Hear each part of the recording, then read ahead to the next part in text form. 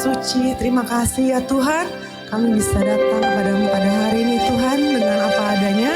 Terima kasih Tuhan, cuaca hari ini baik Tuhan, banyak yang bisa bergabung di ibadah ini. Tuhan, kiranya Engkau berfirman, Engkau berdaulat, Engkau mengubah hati kami ya Tuhan.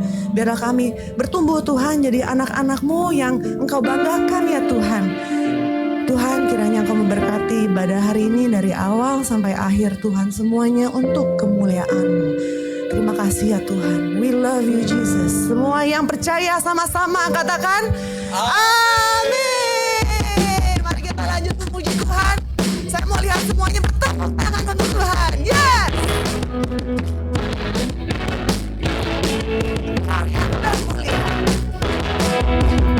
Pujilah namamu Tuhan. Pujilah namamu Tuhan. Kuatkan penuh kemuliaan. Satu suara kami nyatakan. Satu suara kami nyatakan. Kesalahanku tetap selamanya. Terpujilah namamu. Terpujilah namamu Tuhan. Ajaib dan penuh keagungan. Satu hati kami nyatakan. Kerajaanmu tetap selamanya. Mati Kristi, come on.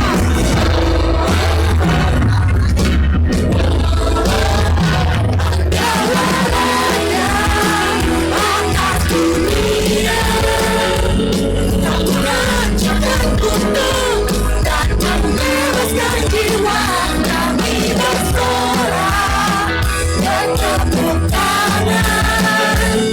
Engkau Tuhan percaya dan memberitahu untuk selamanya. Inilah waktu untuk bersuka cita. Sorak-sorai bagi Tuhan. Come on. Are you ready, church? Pujilah Tuhan Yesus. Pujilah namamu Tuhan.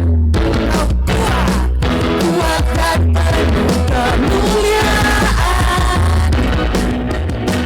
Satu suara kami nyatakan. Yerusalemmu tetap selamanya. Are you ready? Saya mau mendengar kata-kata.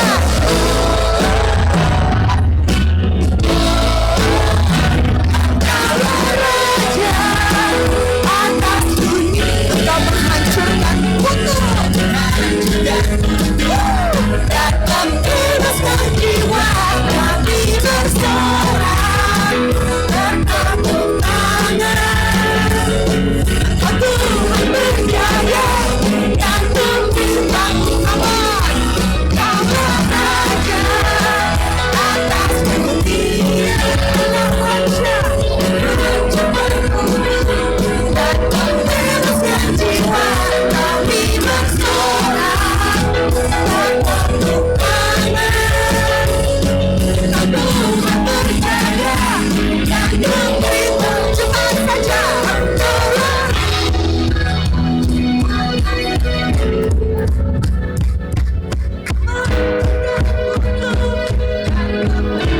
Kami bersorak.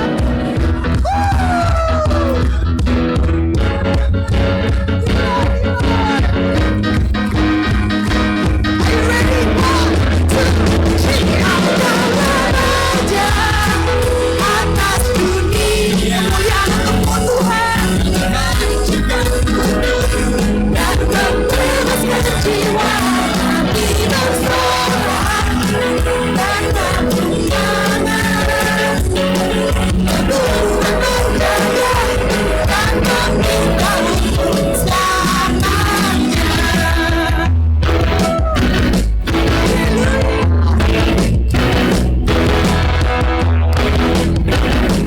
Pujilah Engkau, Yesus. Tuhan, Kau sungguh baik. Engkaulah alasannya kenapa kami bisa bersuka cita. Amin. Mari kita lanjut untuk memfokuskan diri, fokuskan pikiran hati untuk datang kepada Tuhan. Mari kita sama-sama katakan bahwa Engkaulah Tuhan yang besar. Hanya Engkau Tuhan yang berani berjanji. Hanya Engkau yang bisa menggenapi. Hidup karena percaya.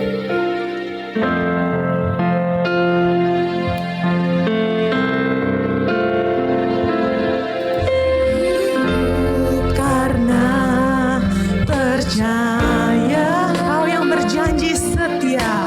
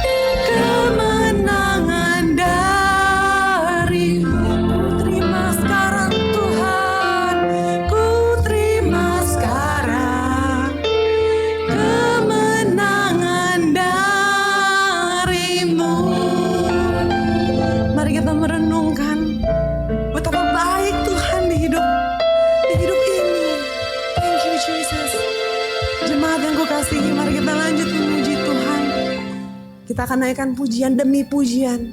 Mengatakan bahwa Allah Engkaulah luar biasa, Engkau yang kudus. There's nothing for us to do but to worship you, Lord. Allah Roh Kudus, penuhilah kami. Ubahlah kami dan jamahlah kami, Tuhan. Thank you, Lord.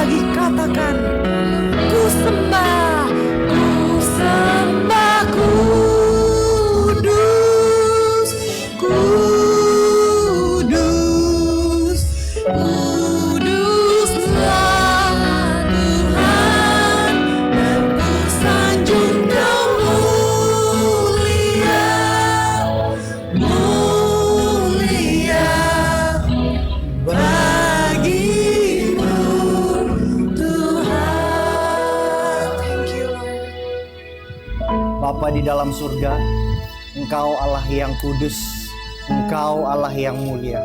Biarlah Tuhan, pada pagi hari ini Bapa, kami sungguh-sungguh di dalam ibadah kami mau menyadari, mau melihat betapa kudus dan betapanya mulia Tuhan Allah kami di dalam kehidupan kami.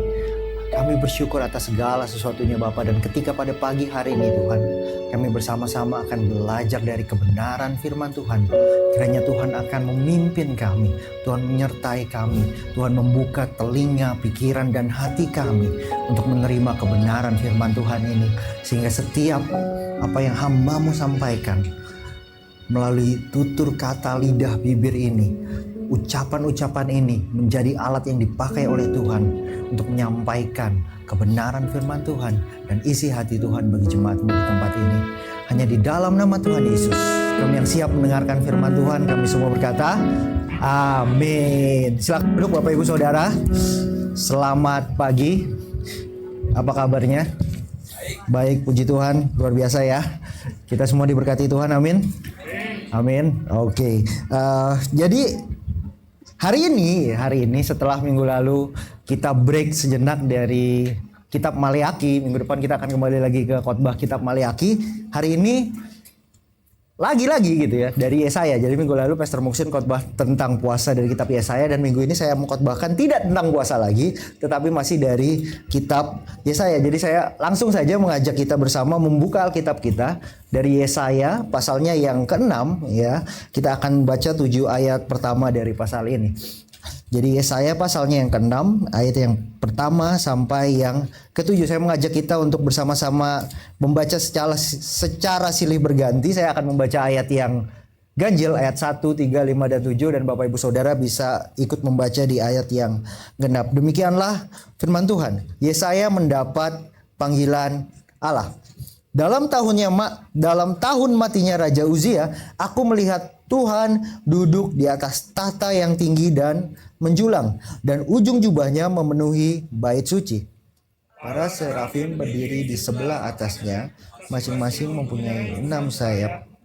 Sayap dipakai untuk menutupi muka mereka, 2 sayap dipakai untuk menutupi mereka, dan 2 sayap dipakai untuk melayang-layang.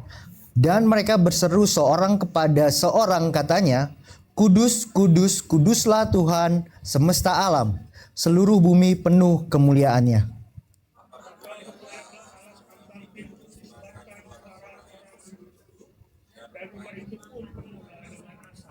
Lalu kataku, celakalah aku binasa, sebab aku ini seorang yang najis bibir, dan aku tinggal di tengah-tengah bangsa yang najis bibir. Namun mataku telah melihat Sang Raja, yakni Tuhan semesta alam. Tetapi seorang dari para serafim itu terbang mendapatkan aku. Di tangannya ada yang Ia menyentuhkannya kepada mulutku serta berkata, lihat, ini telah menyentuh bibirmu, maka kesalahanmu telah dihapus dan dosamu telah diampuni. Demikianlah firman Tuhan.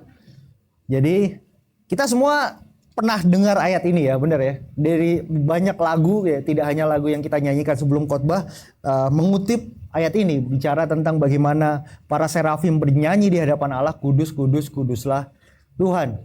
Dan ketika kita melihat bagian terakhir di Alkitab kita di Wahyu gitu ya, ketika Yohanes mendapatkan penglihatan di Pulau Patmos, dia juga melihat para malaikat bernyanyi, kudus, kudus, kuduslah Tuhan. Referensinya sama. Dan saya mau mengajak kita melihat konteks sedikit kenapa bagian ini ditulis di tempat ini gitu ya.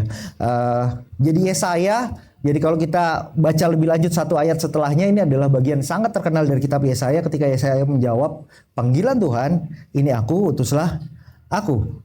Tetapi kapan kejadiannya? Di ayat 1 ditulis kejadiannya dalam tahun matinya Raja Uzia. Jadi Raja Uzia ini adalah salah satu raja Yehuda yang memerintah cukup panjang. 52 tahun dia memerintah sebagai raja. Namun di akhir pemerintahannya dia menderita sakit kusta dan dia diasingkan. Dan kemudian dia meninggal. Dan selama perjalanan Raja Uzia, sesungguhnya kita akan melihat bahwa Yehuda ini menjadi bangsa yang cukup kuat gitu, cukup berhasil, cukup makmur, memiliki kerjasama dagang yang baik. Tapi akhirnya tragis. Dan kita diperhadapkan dengan sebuah paradoks yang lain yang dituliskan oleh Yesaya di sini adalah ketika Raja Uzia mati, artinya tahtanya kosong.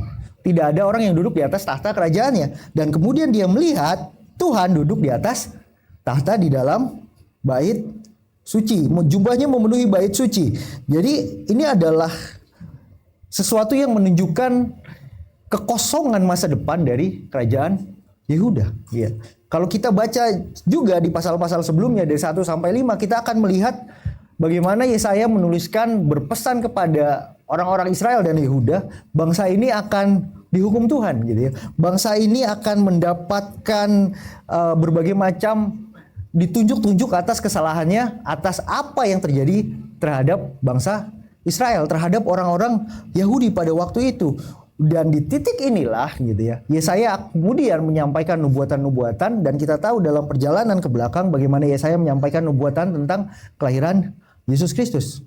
Dan kita tahu Yesaya adalah salah satu kitab yang dikutip paling banyak oleh para penulis Perjanjian Baru karena nubuatan-nubuatannya terhadap Yesus Kristus. Jadi ini adalah sebuah titik balik dari perjalanan kehidupan Yesaya, dan titik balik ini dimulai dari sebuah situasi gitu ya, di mana Yesaya kemudian berjumpa dengan Allah. Ini sama seperti perjalanan kehidupan kita sesungguhnya ya. Perjalanan kehidupan baru kita harus selalu dimulai ketika kita berjumpa dengan Allah. Dan saya mau mengajak kita melihat gitu ya, tiga hal bagaimana ketika kita berjalan bersama-sama dengan Tuhan, apa yang harus kita kenal. Pertama, kita harus menyadari siapa Allah itu. Kedua, kita harus menyadari siapakah kita sesungguhnya dan sebenar-benarnya. Dan yang ketiga, bagaimana Allah bisa bertindak berdaulat atas kehidupan kita. Dan saya mau ngajak kita melihat di bagian pertama adalah siapa Allah. Allah adalah Allah yang Maha Kudus gitu. Jadi seperti yang lagu kita nyanyikan tadi, di situ ada kata kudus, kudus, kuduslah Tuhan. Di ayat 3, para serafim bernyanyi berseru seorang kepada yang lain, kudus, kuduslah Tuhan semesta alam, seluruh bumi penuh kemuliaannya. Jadi di dalam bahasa Ibrani ya, dalam gaya sastra secara historis, kita akan mengenal sebuah istilah yang namanya Trisaigon ya. Trisaigon saya kurang tepat bagaimana melafalnya, tetapi bagian ini menyatakan bahwa ketika sesuatu hal ditulis secara berulang, khususnya ditulis secara 3 kali demikian, berarti adalah sesuatu yang sangat penting ya. Sesuatu yang sangat penting, sifatnya superlatif, very very important, dan ini menyatakan gitu ya, kekudusan Tuhan adalah sesuatu yang absolut, sesuatu yang sangat mutlak. Ini adalah hakikat Allah, bahwa Allah adalah Allah yang kudus. Dan kudus itu artinya Allah yang terpisah dengan yang lain, tidak ada sesuatu pun yang bisa dekat dengan Allah.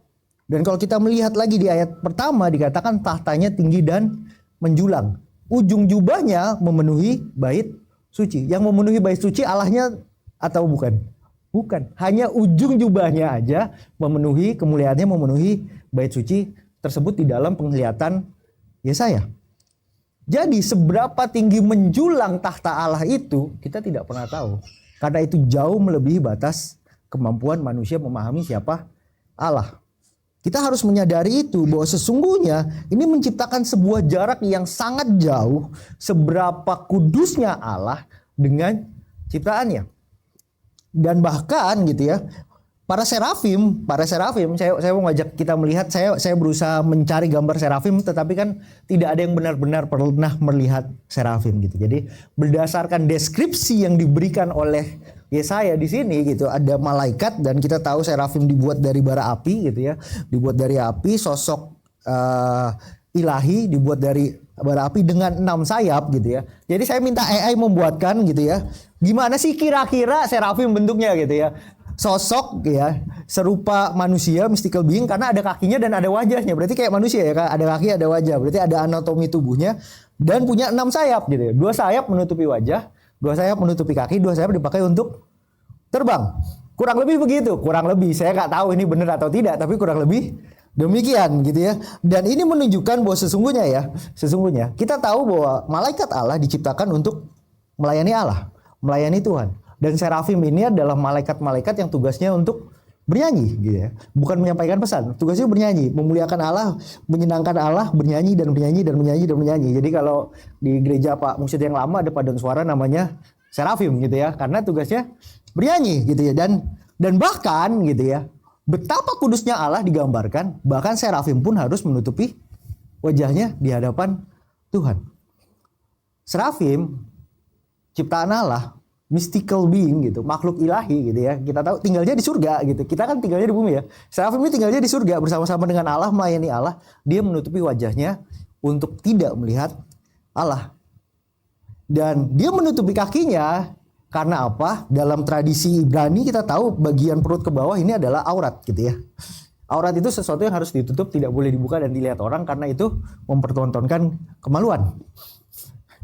Dan serafim pun di hadapan Allah harus menutupi segala sesuatunya untuk dia layak di hadapan Allah untuk melayani Allah. Dan saya juga jadi ingat gitu satu kejadian di dalam kitab Keluaran ketika Musa hendak melihat kemuliaan Allah. Apa yang terjadi? Musa dibawa oleh Tuhan, diletakkan di antara bukit, dan tangan Allah menundungi Musa. Tangannya menundungi Musa, artinya tangan Allah melampaui dua bukit tersebut gitu ya. Kalau lembah di antara dua bukit. Dan ketika Allah berjalan, Musa hanya melihat bagian belakang Allah. Artinya, dan kalau kita baca di Keluaran pasal 20 kalau tidak 23 kalau tidak salah, di situ dikatakan tidak ada seorang pun mampu melihat Allah. Kalau manusia melihat Allah maka dia akan mati. Manusia kalau melihat Allah dia akan mati. Sebegitu kudusnya Allah. Sebegitu jauhnya jarak antara Allah yang kudus dengan kita yang tidak kudus. Dengan kita yang hanya ciptaan, sebegitu jauhnya. Jadi ini memberikan sebuah fakta gitu ya, bahwa Allah yang kudus itu terlampau jauh dari kita manusia. Gak ada seorang pun bisa datang kepada Allah sesungguhnya gitu ya. Karena Allah gitu begitu jauhnya, tidak bisa kita lihat. Kita tidak mampu melihat Allah, kita tidak bisa melihat Allah. Dan bahkan Musa pun di sini, Yesaya pun di sini hanya melihat ujung jubahnya, saya yakin.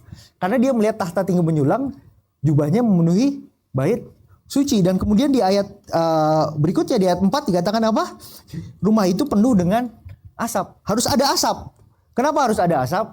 Untuk menutupi Yesaya supaya tidak melihat sepenuhnya kehadirat Allah. Kenapa? Karena kalau dia melihat seluruhnya, mungkin dia juga akan mati gitu ya. Jadi ini adalah sesuatu yang begitu terpisah gitu. Bagaimana Allah yang kudus dengan kita manusia. Saya mau ngajak kita, kebetulan saya tukang foto ya, ketika bulan 1 bicara tentang cahaya gitu ya. Cahaya itu adalah sesuatu yang terang gitu. Secara fotografi gitu, foto itu terjadi kalau ada cahaya. Namanya juga fotosgrafos, melukis dengan cahaya. Kalau tidak ada cahaya, tidak akan terjadi gambar apapun, tidak ada sesuatu yang terlihat. Tetapi ketika kita sebagai fotografer gitu, kita membiarkan cahaya itu terlalu banyak, kita juga tidak punya foto apapun. Kenapa? Karena semuanya akan putih, polos dan tidak terlihat apa-apa. Demikianlah sebenarnya apa yang terjadi gitu ya dengan cahaya yang menyilaukan kekudusan Allah itu, seperti kayak kita moto matahari gitu. Kita nggak lihat apa-apa. Kita dibutakan oleh segala kekudusan Allah. Kita jadi nggak tahu apapun. Dan inilah yang harus kita ingat selalu, bahwa ketika seringkali ketika kita berhadapan dengan Allah, kita melihat Allah sebagai sosok yang maha penolong. Kita nyanyi tadi, aku punya Tuhan yang besar yang sanggup menggenapi segala janjinya. Emang Tuhan cuma berjanji sama kita doang? Emang Tuhan cuma akan menolong kita doang? Emang Tuhan cuma akan memelihara kita doang? Emang Tuhan cuma akan memberikan kita berkat doang? Apakah demikian Tuhan kita? Apakah kita melihat dan mengecilkan Tuhan sebagai sosok yang hanya memberkati kita? Sebagai sosok yang hanya mengeluarkan kita dari segala persoalan? Apakah Tuhan dengan kata kasarnya adalah pembantu kita? Gitu ya. Seharusnya gitu, dengan fakta ini, dengan bagaimana kemuliaan Tuhan ditunjukkan melalui penglihatan Yesaya, kita harus punya suatu rasa kekaguman, suatu rasa hormat, suatu rasa takut akan Tuhan gitu ya. Bukan takut afraid, fear, ketakutan gitu, tetapi sebuah takut bagaimana kita mau menghargai Tuhan sebagai Allah di dalam hakikatnya yang maha kudus. Inilah fakta pertama, siapakah Allah itu di dalam kehidupan kita sebagai ciptaan, sebagai manusia. Yang kemudian ini menguak fakta yang berikutnya. Apa? Bahwa kita adalah manusia yang tidak layak. Ketidaklayakan yang dirasakan oleh Yesaya dalam bagian firman Tuhan ini, dia berkata demikian. Lalu kataku, celakalah aku binasa. Sebab aku ini adalah seorang yang najis bibir dan tinggal di tengah-tengah bangsa yang najis bibir. Artinya, kalaupun Yesaya celaka ketika dia merasa dia adalah seorang yang najis bibir, dan bangsanya adalah bangsa yang najis bibir, artinya semua orang yang ada di sekitar dia, tetangga dia, orang tua dia, tetangga jauh dia, atau kalau dia berpergian ke tetangga kotanya, semuanya orang yang celaka, semuanya orang yang akan binasa. Ini bukan sekedar rasa rendah diri yang dimiliki oleh Yesaya, tetapi bagaimana dia ketika dia melihat kemuliaan Tuhan, dia menyadari dia adalah seorang yang sangat tidak layak. Ini adalah sebuah fakta objektif bahwa siapapun melihat Allah dengan kekudusannya akan mati. Karena Allah sendiri yang mengatakan kepada Musa juga, kalaupun ada orang yang melihat wajahku, dia akan mati. Jadi Yesaya merasa binasa ketika melihat itu adalah sebuah kesadaran yang penuh gitu. Bahwa kita adalah makhluk-makhluk yang tidak layak. Kita adalah orang-orang yang sangat tidak layak di hadapan Tuhan. Dan ini bersifat kolektif gitu. Artinya tidak hanya Yesaya saja. Begitu juga dengan Bapak Ibu Saudara di tempat ini pada hari ini. Saya mau ngajak kita untuk menyadari gitu. Kita tidak bisa menutup diri bahwa kita adalah orang-orang yang berdosa. Dan ini selalu harus kita sadari. Hari demi hari, setiap hari kita harus menyadari setiap bangun pagi itu. Tuhan, aku adalah orang yang berdosa. Aku tidak bisa hidup tanpa kasih karunia Tuhan. Aku tidak bisa hidup tanpa kelayakan yang Tuhan berikan di dalam kehidupan aku. Saya tidak bisa melakukan apapun di tengah-tengah segala situasi dan kondisi yang saya miliki dalam kehidupan saya tanpa Tuhan yang melayakan, tanpa Tuhan yang mengizinkan, tanpa Tuhan yang memberikan jalannya supaya saya bisa benar-benar hidup dan berjalan di dalam kekudusan yang Tuhan inginkan di dalam kehidupan kita. Jadi saya mau mengutip gitu ya. Jadi salah seorang bapak gereja bernama John Calvin gitu. Dia di dalam tulisannya dia menulis demikian. Man is never sufficiently touched and affected by the awareness of his lowly state until he has compared himself with God majesty. Jadi manusia dia tidak pernah akan menyadari atau terpengaruh atau tersentuh dengan kesadaran bahwa dirinya adalah seorang yang tidak layak sampai dia benar-benar melihat kemuliaan Tuhan di dalam kehidupannya. Jadi perjumpaan kita dengan Tuhan, perjumpaan yang seharusnya menjadi perjumpaan yang membuka mata kita, atau bahkan perjumpaan yang membutakan kita terlebih dahulu sebelum kita melihat Allah sebenar-benarnya. Ingat Paulus ya saudara ya, ketika dia pertama kali berjumpa dengan Kristus, dia bertemu dengan cahaya yang kemudian membutakan mata dia. Kemuliaan Tuhan membutakan mata Paulus. Dia menjadi buta dulu untuk menyadari seberapa tidak berharganya dia, seberapa tidak berkuasanya dia. Karena kita tahu dalam perjalanannya sebelumnya Paulus adalah orang yang sangat berkuasa. Bahkan kematian Stefanus salah satunya adalah bagian daripada tanggung jawab dia gitu. Tetapi dia mengejar dengan surat perintah, dia bebas membunuh orang Kristen dimanapun, pengikut Kristus dimanapun. Itu adalah kekuasaan yang dia miliki. Dan ketika dia berjumpa dengan Kristus, dia menyadari betapa dia tidak berharga di hadapan Tuhan. Terkadang mungkin kita harus dibutakan dulu oleh Allah ketika kita berjumpa dengan Allah. Terkadang kita harus melihat kemuliaan Allah yang begitu terang, benderang, sampai-sampai kita tidak bisa melihat apa-apa. Karena apa gitu? Kita harus menyadari bahwa kita hidup di dunia yang gelap. Bapak Ibu Saudara pernah mengalami mati lampu di sebuah ruangan di siang-siang hari di ruangan yang gelap gitu ya. Ketika kita setelah mati lampu, tiba-tiba kita keluar ketemu matahari yang terang, apa yang kita terjadi pada mata kita? Nggak bisa lihat apa-apa ya. Pertama-tama kita tidak bisa lihat apa-apa setelah kita, atau kita berjalan ditutup matanya gitu, ada orang mau bikin sesuatu kepada kita gitu, kasih surprise gitu. Kita ditutup matanya jalan 2 kilometer gitu. 2 kilometer. Jauh ya. Kita jalan ya 200 meter lah gitu. Ditutup matanya selama 200 meter mungkin 5 menit gitu. Terus ketika kita buka mata kita akan tidak bisa melihat apapun dulu gitu ya. Karena terlalu terang bagi kita. Inilah fakta kehidupan kita. Kita tinggal di dunia yang gelap gitu. Dan kita sendiri pun tadinya adalah anak-anak gelap. Kita di bawah kuasa dosa. Kita penuh dengan kejahatan dan penuh dengan kesalahan. Tetapi ketika pertama kali kita berjumpa dengan Tuhan, kita menyadari terang itu menjadi sesuatu yang membuka fakta atas segala sesuatu di dalam kegelapan kehidupan kita. Mungkin kita harus buta dulu gitu kalau ketemu dengan Tuhan.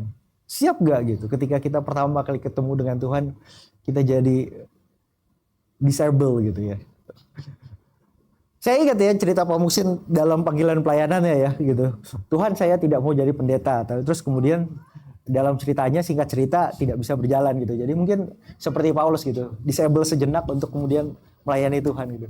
Jadi inilah panggilan pelayanan kita, inilah panggilan kehidupan kita. Kita harus menyadari bahwa kita adalah orang-orang yang tidak layak. Bahkan kebaikan kita ya, kalau kita baca lebih jauh di Yesaya pasal 64 ya, di ayat yang ke-6 gitu, Yesaya menuliskan demikian ya. Demikianlah kami sekalian seperti seorangnya najis, dan segala kesalehan kami seperti kain kotor. Bahkan kesalehan segala kebaikan kita di hadapan Allah seperti kain kotor. Kita mau melakukan kebaikan apapun di hadapan Allah gitu ya. Itu sama kayak pegang kain putih yang udah kotor di ruangan yang gelap. Kita tahu nggak itu kotor? Nggak tahu. Sampai kita bawa itu ke dalam terang, baru kita tahu kain itu kotor. Gitulah kita di hadapan Allah.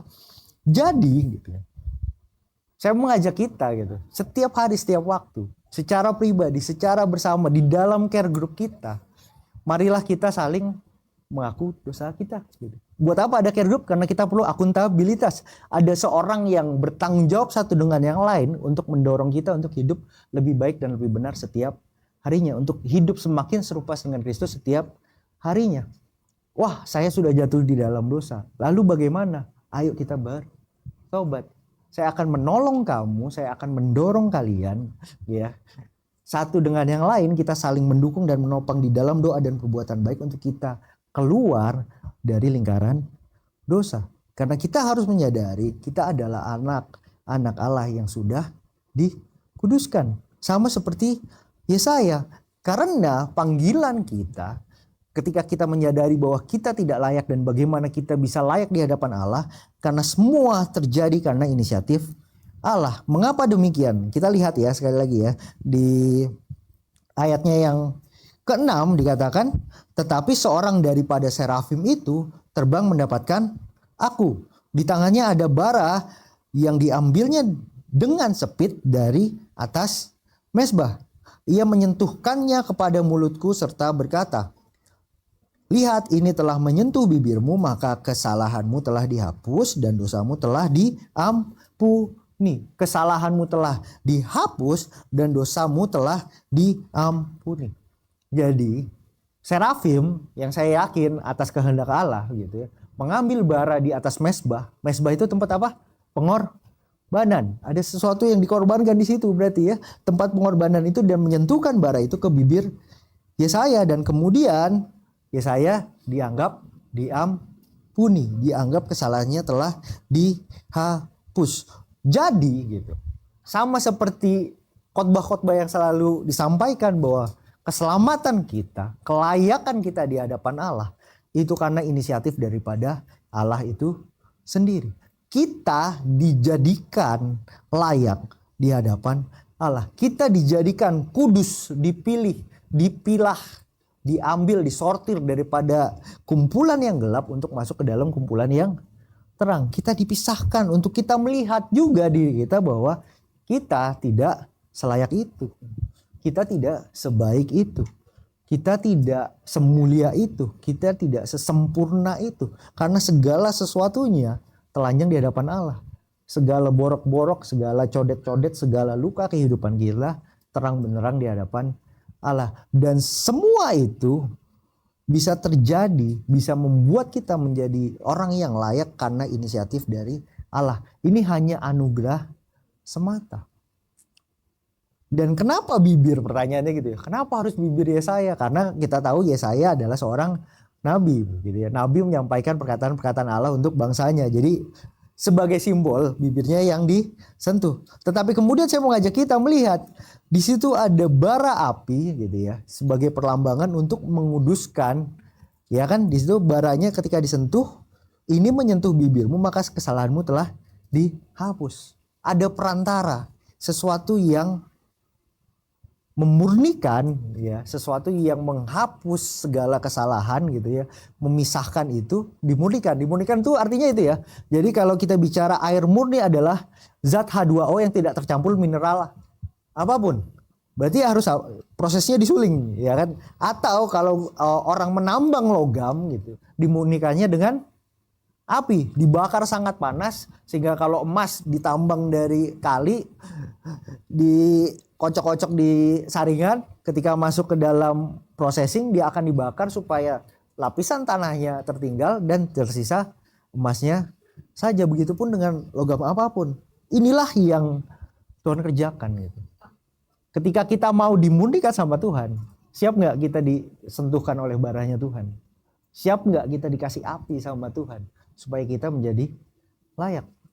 Memang inisiasinya terjadi dari Allah. Memang Allah sudah mengupayakan sesuatu untuk menyelamatkan kita. Tetapi ketika Tuhan sudah melakukan pekerjaannya melalui karya keselamatan dan penebusan Yesus Kristus di atas kayu salib, dan Tuhan memanggil kita untuk kita melayaninya, menjadi anak-anak dan menjadi pengikutnya, maukah kita siap selalu dimurnikan oleh Tuhan? Terus menerus diproses sama Tuhan sampai kita benar-benar menjadi orang yang bersih, tak bercacat dan tak bercelah, menjadi logam yang murni. Berani nggak? Siap nggak atas panggilan Tuhan ini? Dan kita tahu bersama bahwa segala status yang dikerjakan ini adalah bukan upaya kita, adalah upaya Allah. Karena kata-katanya adalah kamu telah diampuni. Ya, bukan kamu berupaya supaya kamu dapat pengampunan gitu. Kamu telah diampuni, katanya pasif. Dan kesalahanmu telah dihapus gitu. Segala kesalahannya gitu telah dihapus, tidak ada lagi. Jadi saya mau ngasih cerita sedikit ya. Saya tuh suka film superhero. Jadi ada salah satu superhero, dia real life-nya adalah seorang pengacara yang buta. Ada yang tahu? Ada yang tahu? Ada yang tahu? Nama tokohnya adalah Matt Murdock dan dia adalah seorang pengacara. Dia berupaya melakukan pembelaan terhadap terdakwanya gitu ya.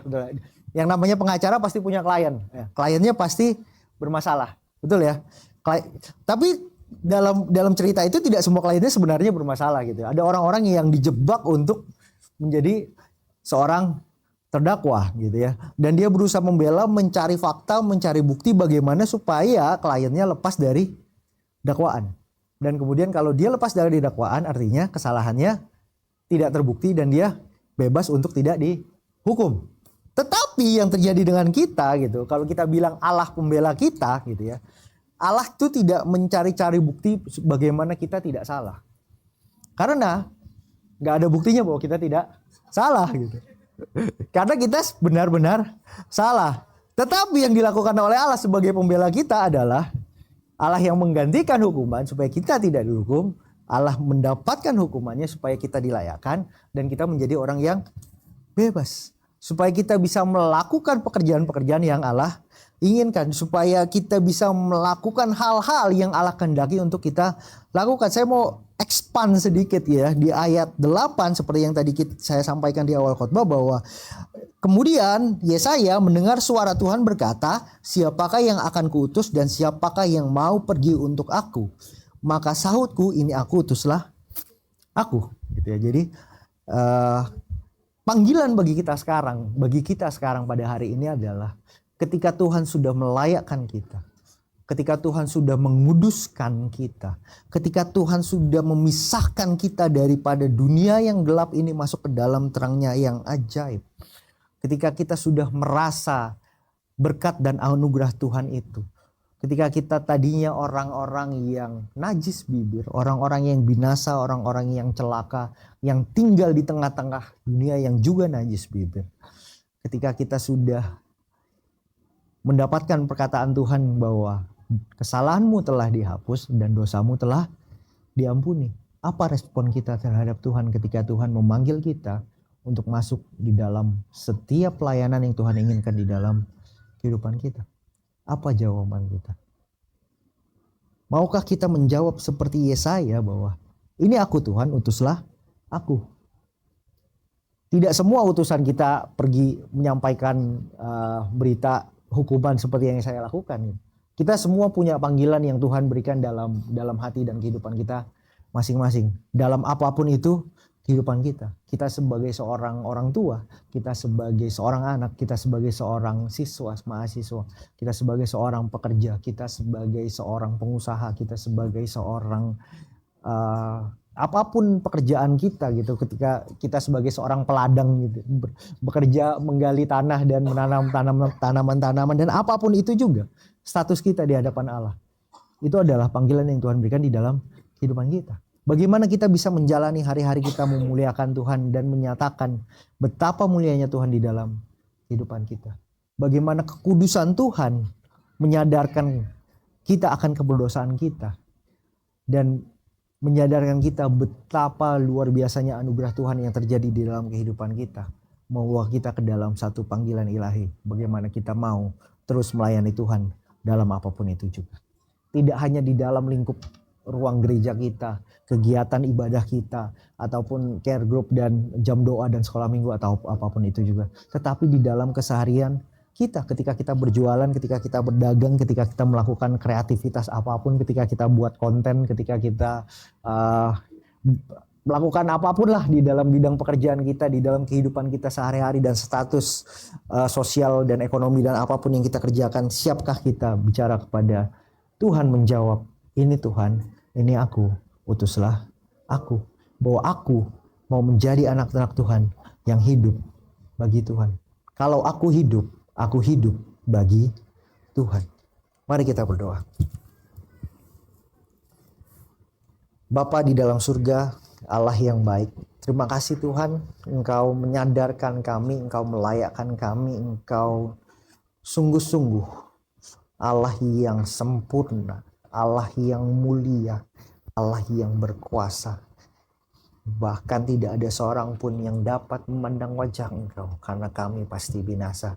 Tapi Tuhan, di dalam firman Tuhan hari ini, dari peristiwa yang Yesaya alami di dalam panggilan pelayanannya, ketika Engkau memanggil dan melayakkannya untuk menjadi Allah Tuhan, biarlah Tuhan Engkau boleh siapkan kami, pribadi lepas pribadi, di tempat ini, untuk sungguh-sungguh siap, untuk sungguh-sungguh berani menyatakan dengan iman kami bahwa ini kami Tuhan, utuslah kami.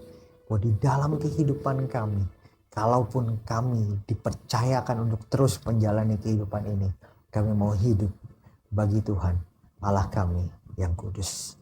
Hanya di dalam nama Tuhan Yesus kami berdoa. Amin.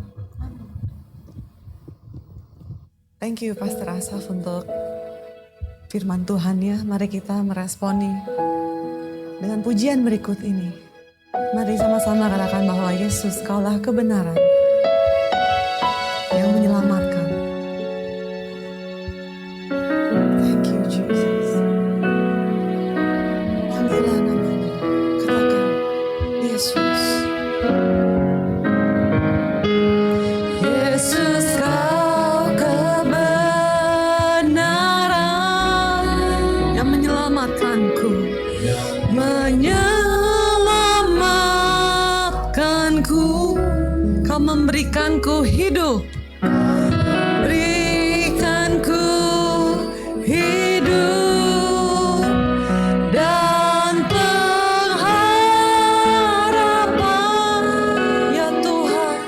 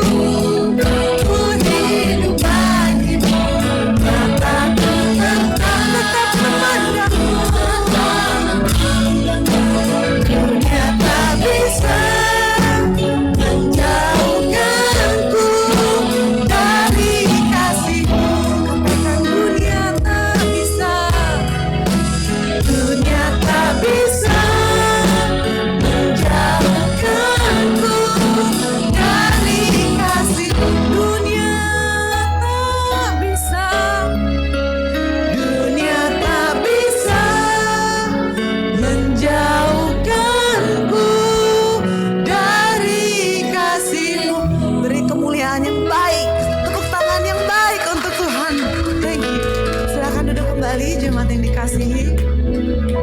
Terima kasih khotbah yang luar biasa. Enggak usah. Saudara-saudara yang dikasihi Tuhan, kita akan memberikan persembahan kita. Mari kita berdoa. Saudara bisa mempersiapkan persembahan saudara. Ada satu kartu tamu, baik. Kita berdoa terlebih dahulu. Bapa kami di surga, kami bersyukur kepadamu, Engkau sungguh baik. Terima kasih untuk firman Tuhan yang meneguhkan kembali kami tentang siapakah diri kami sebenarnya. Sehingga kami bisa menaruh posisi kami yang sebenarnya di hadapan Engkau. Terima kasih Bapa. Kami berdoa dan kami akan memberikan persembahan kami. Tuhan menguduskan apa yang kami berikan kepada Tuhan. Biarlah semuanya berkenan kepadamu. Di dalam nama Tuhan Yesus kami berdoa. Amin. Silakan.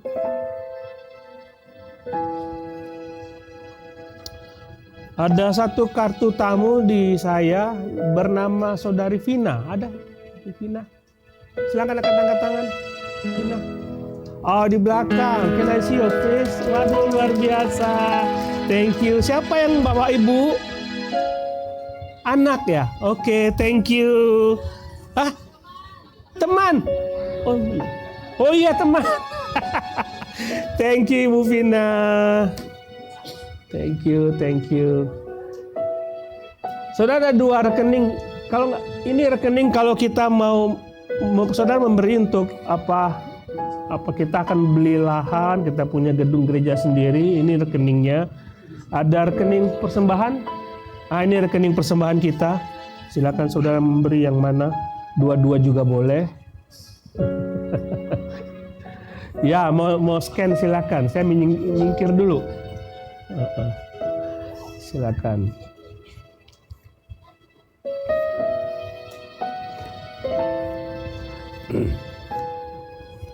Oke, sudah ya. Nah, ada dua pengumuman, saudara. Kita apresiasi Pak Albert pertama kali melayani di belakang. Luar biasa ya.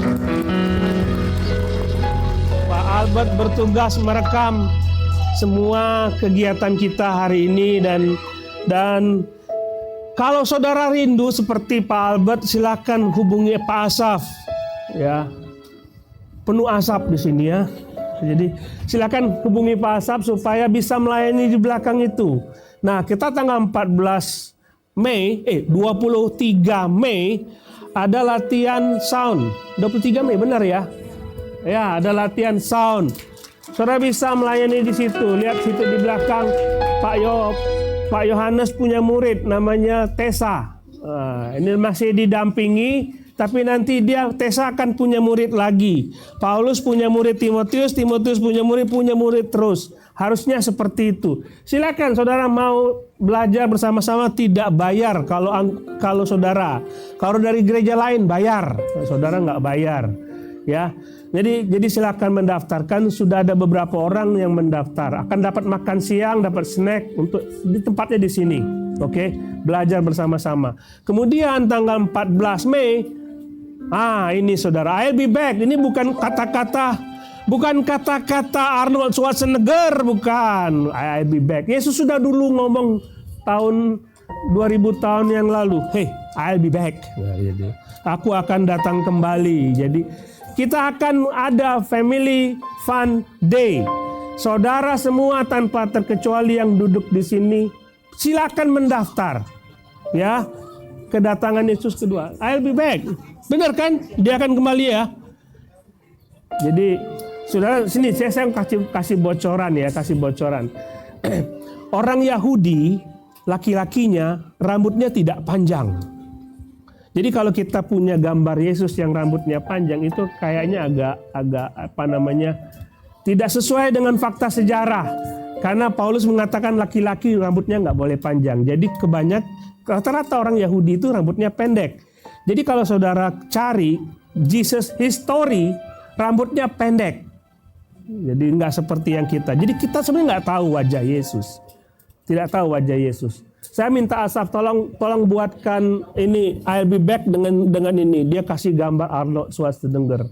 Bukan Arnold yang akan kembali, tapi Yesus yang akan kembali. Silakan daftar di depan, akan dibuka pendaftaran 30.000 per orang.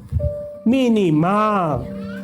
Jadi kalau mau sudah 30.000 minimal, saudara bisa 300.000, bisa 3 juta, bisa 30 juta. Terserah saudara mau kasih berapa. Disilakan, kita akan ke Talaga Cikeas dan kita akan menikmati. Daftar semua ya, supaya kita sudah tahu. Siap ya? Oke, very good, very good, very good. Jangan lupa care group. Jadi seperti tadi Pak Asaf bilang, Pastor Asaf tadi disebut ya. Amin gitu loh. Pastor Asin. Ada akuntabilitas yang harus kita jaga. Jadi silakan ikut care group, jangan miss care group, jangan kehilangan kesempatan untuk ikut care group.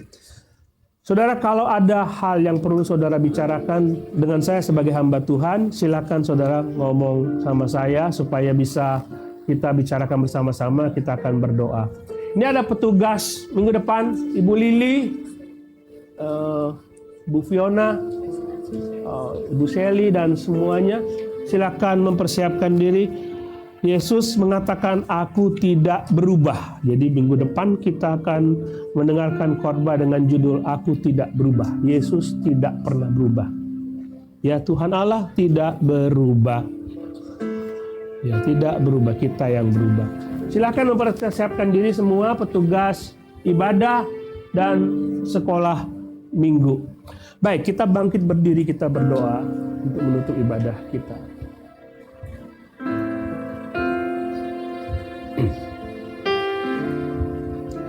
Bapa di surga, Bapa yang mengasihi kami, Bapa yang memelihara hidup kami, terima kasih bukan hanya makanan-makanan jasmani, bukan hanya berkat-berkat jasmani yang Kau sediakan bagi kami. Engkau menyediakan bekal rohani bagi hidup kami. Kami bersyukur Tuhan. Berkatilah jemaat-Mu. Hamba tahu bahwa mereka juga punya pergumulan. Mereka menaikkan doa di hadapan Tuhan. Kami berdoa Tuhan seperti janji Tuhan bahwa apa yang kami minta Tuhan akan berikan. Ketika pintu diketok Tuhan membukakan. Ketika kami mencari kami akan mendapatkan. Karena itu anak-anak-Mu yang hidup benar di hadapan Tuhan akan mendapatkan apa yang mereka minta kepada Tuhan. Engkau jawab doa mereka. Engkau hiburkan ketika mereka bersedih, berduka. Engkau hadir di tengah-tengah pergumulan mereka. Berkatilah jemaat-Mu, Bapa. Kami berdoa, Engkau selalu menyertai mereka selepas mereka keluar dari ruangan ini. Perjalanan hidup mereka disertai dan dijaga oleh Tuhan. Karena itu jemaat yang dikasihi Tuhan, Tuhan Allah memberkati engkau, menyinari engkau dengan wajahnya, memberi kau kasih karunia, kasih dari Allah Bapa, penyertaan dalam Yesus Kristus, penghiburan kekuatan dari Roh-Nya yang kudus beserta dengan kau sampai selama-lamanya. Di dalam nama Tuhan Yesus. Amin.